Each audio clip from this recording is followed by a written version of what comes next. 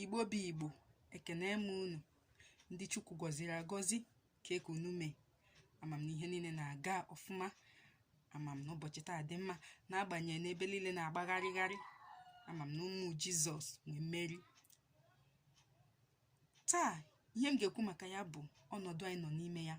Ọnọdụ kwarantin anyị nọ n'ime ya. Amam na ihe niile siri ike. Amam na obodo siri ike. Ndị mmadụ na-ebe akwa, agụụ dị n'obodo. Ebe niile siri ike.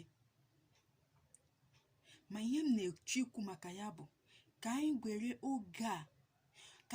oge a tụọ atụmatụ, chee echiche etu ihe ga-esi adị ma oge a gasịa. Olee otu ihe ga-esi adị? Maka na etu m si na-afụ ya ugbu a, etu m si na-afụ ka ihe si na-aga, oge kwarantin a gasịa, ihe isi ike ga-adị, agụụ ga-adị n'obodo.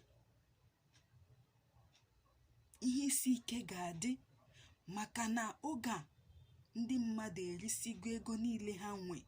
Ha erisigo ego niile ha nwe. Elee otu ndị mmadụ ga-esi nọrọ n'ụlọ, enweghị ego, enweghị ọrụ na-eje, enweghị ego na-abatanụ, nke na-anọ a na-eri eri. Gwa m etu ihe ga-esi adị ma ọnọdụ a gacha. Olee otu ihe ga-esi adị ma ọnọdụ a gafecha?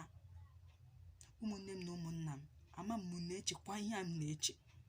Unu na-echekwa ihe a m na-eche, maka na ọ ga-adị mfele chaa chaa.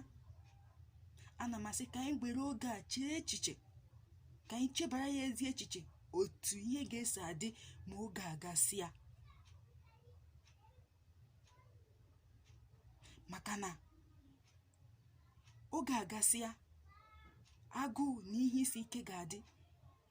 Ihe m na-akpọ oge ahụ na-abịanụ, oge ihe isi ike na agụụ ahụ bụ COVID-20. Maka na anyị nọ COVID-19 ugbu a. Elee etu COVID-20 ga-adị? COVID-20 nke ga-abụ agụụ na ihe isi ike. Ụmụnne m na ụmụnna m, achọrọ m ka unu cheba ihe echiche wee tụọ arụrụ etu anyị ga-esi wezuga ọnọdụ ga-abịanụ ma nke a gasịa. Ebe a ka m ga-akwụsị, ụmụnne m na ụmụnna m. Asị m ka Chukwu gọzie unu niile n'aha Jizọs. Amen.